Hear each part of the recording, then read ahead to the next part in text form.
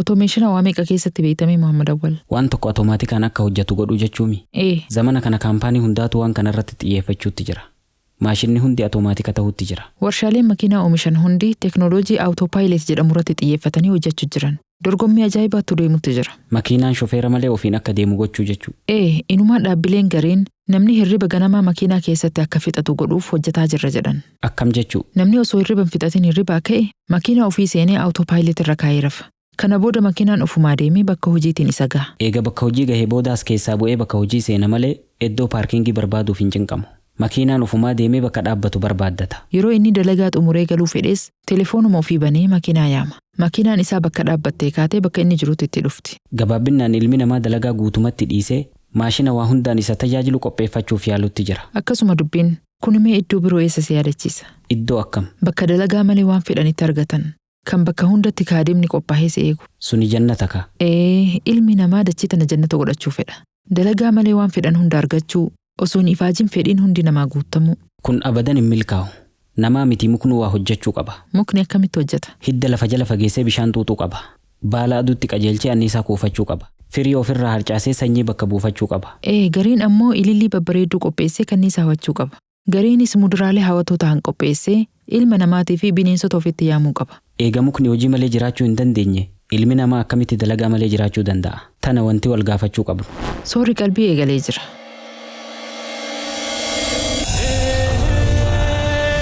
Qaama dadhabe boqochiisuuf, qalbii yaadaan cinqamte abdachiisuuf, dararama nama hubu salphisuuf, onnee laaftee kakaasuuf, sammuu mirqaansitee isin bohaarsuuf sagantaan soora qalbii kunoo dhiyaattee jirti.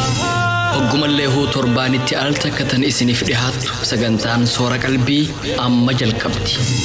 Sagantaa sana keessatti yaadota hubannoo cimsan jechoota mimmi'aawoon gurra isin buusu. Dhaamsa qabnuus keessa dabarfachaa isin gammachiisaa yaana. Soora qalbii. Soora qalbii. بسم الله الرحمن الرحيم الحمد لله رب العالمين الصلاة والسلام على رسول الله الأمين وعلى آله وأصحابه أجمعين السلام عليكم ورحمة الله وبركاته. هردفتو نور الهدى كبجمو أكم جرتن الحمد لله ثم الحمد لله أيام ربي قداتين سجنتا سورة قلبيتي ولتدجاني جر إيتون تكا قربان بلتيف نقافة حالان قراجة أنا مواديدة أكم قدو كبجت إيتي iyyannoo isii dhaddacha jaalalaa keessatti dhiheessina. Bosona Taanzaaniyaa keessatti leencaa fi jaldeessi waan ajaa'ibaa irratti walii galan jettee odeeffannoon. Bineensonni diina walii ta'an haala kamii walii galuu danda'an? Tanas quba qabduu keessatti isiniif dhiheessina. Gama dhaddacha jaalalaa cehuun dura gaafii torbaan dabre gaafanneef deebisaa kennina. Deebisaan duratti gaafii yoo yaadachiisne hoo? Baaburri elektiriikaa biyya Jaappaan tokko baha aduu irraa gama dhihaa aduu deemutti jira. Saffisa ajaa'ibaatiin fiiga. Yeroo baaburri bahaa gama dhihaa fiigu kana aarri isaa kallattii kamitti deema jennee gaafanne. Namni hedduun deebisaa sirrii deebise. Namni jalqaba deebise Ramadaan jedhama. Namni lammaffaa irratti deebise Firoomsaa Adam. Sadaffaan Caaltuu Amaanaati. Namoonni birootis kan deebisaa sirrii deebisan haalaan hedduu. Hundi keessanuu nuuf galatooma. Deebisaan gaaffii haalaan salphaadha. Baaburri elektiriikaa aaran qabu.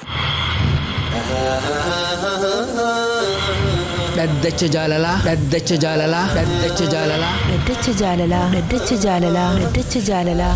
Warra dhugaan wal jaalatu, warra karaa halaalaatiin walitti hidhamee bultii jaarrate, warra jiruu gaarii jiraachuu jiruutu wal himata. Himataa fi himatamaan yookiin ammoo himattuu fi himatamtuun dhaddacha irratti dhihaatanii jiru. Abbaan murtii kennuuf qophaa'ee jira. Abbaa moohatu walitti ilaalla. Dhaddacha jaalalaa. Iyyannoo jaalalaa. Qilleensi jaalalaa bubbisii halaala. Qilleensi jaalalaa bubbisii ilaala. Dooseen jaalalaa banamee jira. Riqicha sunnaa iyyannoo tokkoffaa lakkoofsa galmee 899. Assalaamu alaykum warahmatullaahi wabarakaatuh. Nagaa jirtu qopheessitoota qophii riqicha sunnaa maqaa koo himachuu hin barbaadu. Iyyannoon tiyya akka asii gadiiti. Amma dura gaafa biyya ture intala takka wajjin jaalala shayxaanaa keessa seenne. Haalaan walitti dhihaannee waan rabbiin jibbu keessa seenne. Gabaabinaan hamtuun nu jidduutti argamtee jirti. Kana booda nu lameenuu haalaan gaabbinee achirraa osoo hedduu siin turin anka'ee biyyarraa bahe. Isiinis akkuma kiyyaa biyya Arabaa deemte. Turtii hanga tokkoo booda karaa sooshaal miidiyaatiin wal arginee haasawaa eegalle. Amma karaa rabbiin jaalatuun nikaaha godhannee bultii ijaaruu feena. Amma dura akka dhagahetti dhiiraa fi dhalaan eega hamtuu walitti dalaganii booda yoo nikaaha godhachuu fedhan baatii muraasaaf adda fagaatanii tawbaa godhuu qaban. Anaa fi intalti tun tawbaa goonee jirra. Qaamaanis adda fagaannee jirra. Garuu qilleensa gubbaan haasawaa hin dhiisne. Wanti kun akkamitti ilaalama? Nikaaha godhachuun duratti wajji haasawuu dhiisuu qabamoo akkami? Kan biroo ammoo anaa fi intalti tun maallaqa walitti buusnee waliin dalagachuu yaada qabna. Kuni hoo ija shari'aatiin akkamitti ilaalama? Maallaqa isii irraa fuudhee ittiin hojjechuun naaf hayyamama. Obsaan isin eeggadha. Galatooma.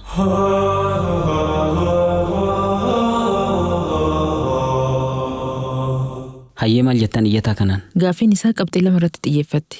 Addaan fagaachuu jechuun haasawa qilleensa irraatis dhiisuudha jechuudha moo akkam? Kan lammaffaa ammoo maallaqa isii irraa fuudhee ittiin dalaguun naaf hayyamamaa jedha. Akkasuma gaaffiin isaa. Dhimma hukumii abbaa murtiitiif dhiisna. Garuu waan tokko irratti yaada dhuunfaa kiyyaa kennuu fedha. Hayyee. Dhiiraaf dhalaan bultitti seenuun dura osoo dhimma maallaqa haasa'uu baatanii bareeda. Dhiirri tokko wanti jaartii fuudhuuf bultii hojii ijaaruu fi ilmaan waliin horuufi malee waliigaltee biizinasa ta'uu hin qabu. Dhimma hojii suuta gaafa haala amala walii hubatan haasawan. Malee ammoo maallaqa xiyyeeffannaa keessa galchanii bultii ijaaruuf karoorsuun dogongora natti fakkaata. Karoora lamaa walitti laaquu waan gaarii miti. Ammoo osoo dhimma bultii qofarratti xiyyeeffatanii gaarii. Yaadime dhiirri hundi yoo akkanatti yaaduu eegale maaltu mudata? Yoo dhiirri hundi intala maallaqa qabdu ta'u wajji dalagatu barbaaduu eegale jechuu. Gaafa san intalti maallaqa hin qabne nama isii fuudhuu dhabdi. Haala kanaan ulaagaa bultiif laalatan keessaa tokko maallaqa ta'uuf deema.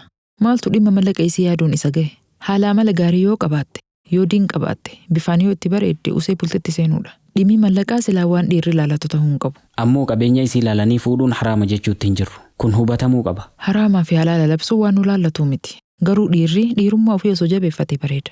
Kana jechuun inni hoogganaa maatiiti. Isatu hojjetee maatii soora. Waan maatiif barbaachisu isatu guutuu qaba. Humnaanis gaachana ta'ee maatii ofii bira dhaabbachuu qaba. Malee dhiirri jaartitti hirkatuu fi maallaqa isiitiin duroomuuf hawwu nama jabaa miti. Akkasi. Waan hafte gama abbaa murtii dabarsina. Ati iyyannoo itti aantutti cehi. Tole. Riqicha sunnaa iyyannoo lammaffaa lakkoofsa galmee 904. Assalaamu alaikum wa rahmatullaahi wa barakaatu. Akkam jirtan qopheessitoota qophii riqicha sunnaa iyyannoon tiyya akkasii gadiiti. An barattuu yuunivarsiiteeti. Akkuma intala hundaa gaafa rabbiin fedhe bultii ijaaree ilmaan horuu hawwii qaba. Garuu hanga rabbiin naaf laaffiseen hamtuu hundarraa fagaadhee of eegutti jira. Dhiira tokkos harkaan fuudhu. Yeroo hunda hijaabaan of sattaree deema. Gurbaan tokko as yuunivarsiitii kana keessatti haala kiyya laalee hedduu na jaalate. Waggaa tokko ol na jala deemee bultiif na gaafachuu jira. Yeroo garii nama natti ergata. Yeroo garii ofumaa na dubbisa. An ammoo ammatti qophii miti. Dhimma akkanaa keessa seenuun fedhu jedhee ofirraa deebisa.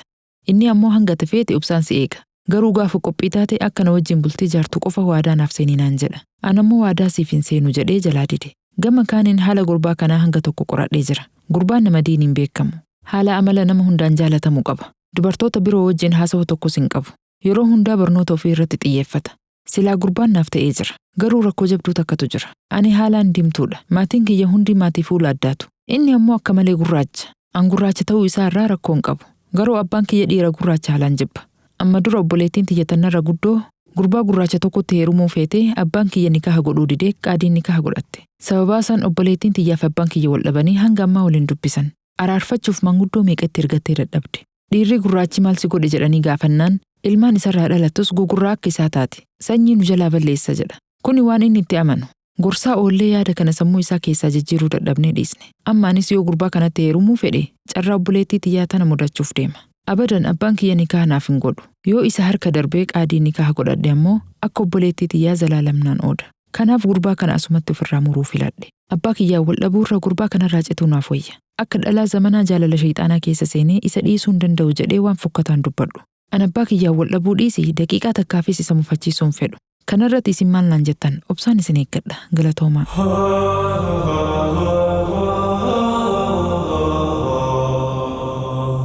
Hayyee maal jettan iyyattuu tanaan? Maashaa Allah. Dubartiin kabajaa ofii eeggattu yeroo hunda ni kabajamti. Ulfinnaan jiraatti.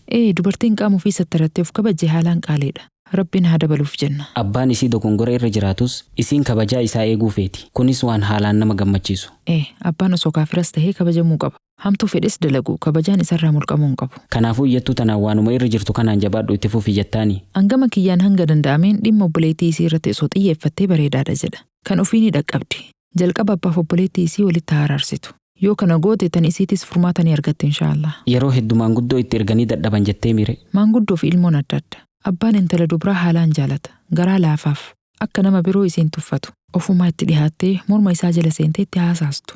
Dhungattee obboleettii tiyyaaf dhiifama godhi haa jettuun. Yoo san garaan jabaatu inshaallah haala kanaan furmaata gaarii ni argatti jennee abdanna. Waan hafte gama abbaa murtii dabarsina. Dhaggeeffattoota keenya kabajamoo iyyannoon har'aaf kurfeeffannee hanganuma. Hayyama Rabbii guddaatiin murtiin dhaddacha kanaa guyyaa kamiisaa isiniif dhiyaatti. Dhaddachi har'aa goolabamee jira. Qaama dadhabe boqochiisuuf hubachiisuuf, Qalbii yaadaan cinqamte abdachiisuuf, dararama nama hubu salphisuuf.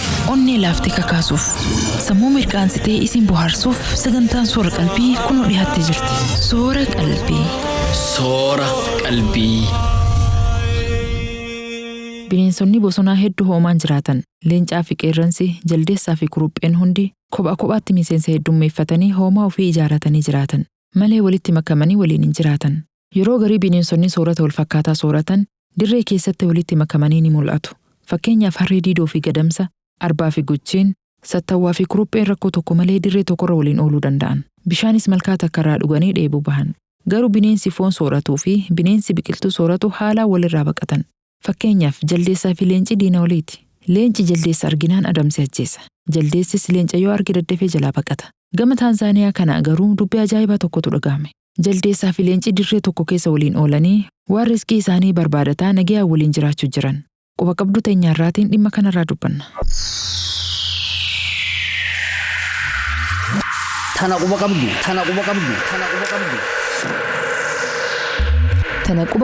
Tana quba qabduu.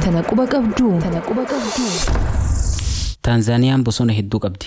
Bineensota bosona ardiin Afrikaa qabdu keessaa dhibbeentaan 20 Taanzaaniyaa keessatti argama. Leencaa fi qeerransi, arbaa fi warseessi qabeenya biyyattiin ittiin beekamtu keessaa muraasa. Sattawwaa fi roophiin, naachaa fi yayyeenis bineensota bosonaa biyyattii keessatti hedduminaan argaman irraayi. Bineensonni biqiloota sooratan kan akka gafarsaa, kuruphee, harree diidoo fi guchiin haalaan heddu. Ogeeyyonni kaameeraa dokumantarii waraabuuf bosona Taanzaaniyaa tokko keessa seenanii waan nama ajaa'ibu argan. Bineensi biyya birootti waliif diinaa, leencaa fi jaldeessi naannawaa tokkotti mul'atan. Ogeeyyonni kaameeraa yeroo leenci jaldeessa ukkaamsee ajjeesee sooratu waraabuuf kaameeraa qopheeffatanii eegutti seenan. Tarii leenci hin argine. Yoo arge amma utaalee qabata jedhanii eegan. Garuu leenci osoma jaldeessa argu usee ciisuu filate. Sanbiras dabree jaldeessi osoma leenca argu isa biraan dabree yeroo deemu arganii rifatan. Akkamitti leencaa fi jaldeessi nagayaan jiraachuu danda'an? Maaltu walitti isaan araarse jedhanii wal gaafatan. Boodarra dhimma kana haalaan itti dhihaatanii qorachuu eegalan. Leenca tokkoo fi jaldeessa tokko qofa osoo hin taane naannawa sanitti guutumatti leencaa fi jaldeessi nagayaan waliin jiraatan. Maaltu walitti isaan araarse? Akkamitti jaldeessi osoo bira jiru leenci agabuun miidhama? Ajaa'iba kamtu mudatee diina walitti firoomse jedhanii xiyyeeffannaan hordofuu jalqaban. Boodarra dubbii waliigaltee adamoo ta'uu mirkaneeffatan. Leenci yeroo hundaa jaldeessa adamsee soorata. Kun ammoo akka sanyiin jaldeessaa xiqqaatu godhe. Ilmoon dhalatte hin guddattu. Tan guddattes osoo ilmoo bakka hin buufatiin leencaan nyaattamti. Leenci iddoo qubsuma jaldeessaa haala gaarii waan beekuuf yeroo hunda bakka inni jirutti dhaqee adamsee soorata. Kun jiruu jaldeessaatiif gufuu guddaa ta'e. Jaldeessi nagayaan oolee buluu dadhabe. Malkaa bu'ee bishaan dhugee deebi'uun abjuu taate. Gama birootiin leenci jaldeessa haalaan jibba. Sababaan ammoo jaldeessi bineensota biroo dammaysuu isaati. Jaldeessi yeroo hedduu muka gubbaa oola. Damee mukaa gubbaa taa'ee bineensota dachii gubbaa jiran hunda to'ata. Bineensonni biqiloota sooratanis naannawa jaldeessi jirutti dhihaatanii sooratan. Sababaan ammoo gargaarsi jaldeessaa haalaan isaan barbaachisa. Yoo leenci adamuuf dhufe jaldeessi muka gubbaa iyyee lallaba. Bineensonni hundi yoo lallaba jaldeessaa dhagahan daddafanii naannawa sanii baqatan. Sababaa lallaba jaldeessaa kanaaf bineensonni hundi adamoo leencaa jalaa nagaya bahan. Leencis sababuma jaldeessaa hoongawee garaa qullaa deebi'a. Dubbiin asitti hin dhaabbatu. Leenci eega bineensota biroo dhabee booda muka keessatti dhokatee jaldeessa eega. Yeroo jaldeessi leenca irraanfatee mukarraa bu'u utaalee morma qabatee ajjeesa. Haalli kun waggoota 1000 osoo hin jijjiiramin itti fufe. Boodarra sanyiin jaldeessaa haalaan xiqqaannaan jaldeessi mala baase. Bineensonni biroo jaldeessa abdatanii bosona keessa deddeemanii waan argatan sooratan. Jaldeessi muka gubbaa dhaabbatee leenca nuuf eegutti jira. Yoo inni lallabe ni baqanna. Hangasiif bilisummaa waan argannee sooranna jedhanii raahaa godhan. Jaldeessis akkuma aadeeffate muka gubbaa bahee leenca eega. Yeroo leenci dhufee akka durii lallabuu dhiisee cal'isuu filate. Bineensonni biroo leenci dhufuu quban qaban. Jaldeessi garuu osoma arguu jal'ise. Yeroo kana leenci utaalee waan fedhe adamsa. Jaldeessi lallaba dhiisuun adamoo leencaa haalaan salphise. Leenci eega waan sooratu argatee booda jaldeessarraa hajaan qabu. Kanaaf bineensa adamse ilmaan ofii wajji sooratee jaldeessa dhiisee biraa deebi'a. Guyyaa itti aanus haaluma wal fakkaatuutu itti fufa. Bineensonni biroo jaldeessa abdachuun dhiisan. Isatu lallabee leenca jalaa nagaya nu baasa jedhanii abdiin eegan. Jaldeessi garuu har'as akkuma kaleessaa godha. Yoo leenci dhufe akkuma waan hin arginii usee taa'a. Leencis bineensa fedhe laaftutti adamsee soorata. Haalli kun bosona Taanzaaniyaa keessatti waliigaltee leencaa fi jaldeessaa ta'ee jira. Jaldeessi eega lallabuu dhiisee nagaya argate. Adamoo leencaa jalaa nagaya bahee ilmaan horutti jira. Leencis waliigaltee kana waan jaalate fakkaata. Yeroo beelawee waan sooratu dhabes jaldeessa hin tuqu. Osoma leenci dirree keessa ciisu jaldeessi biraan dabree deema. Yoo an adamoof dhufe ati hin lallabin. Yoo ati afaan qabatte ani sanyii kee hin tuqu waan jedheen fakkaata. Afaan ittiin waliigalan isaanumatu beeka. Garuu waliigalteen isaanii kun guutumatti hojiirra oolee tartiiba bineensonni bosonaa ittiin jiraatan jijjiirutti jira.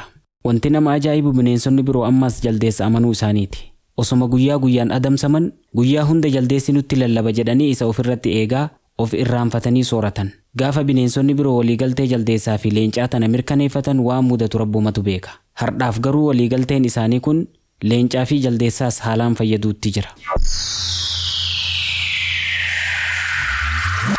Tana quba qabdu.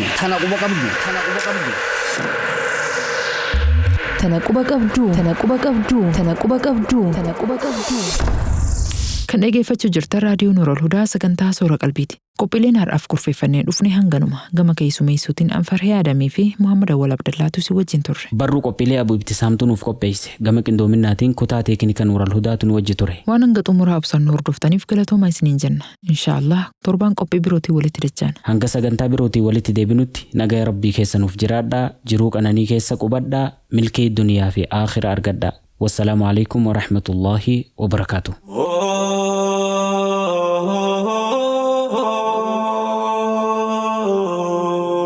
نور الهدى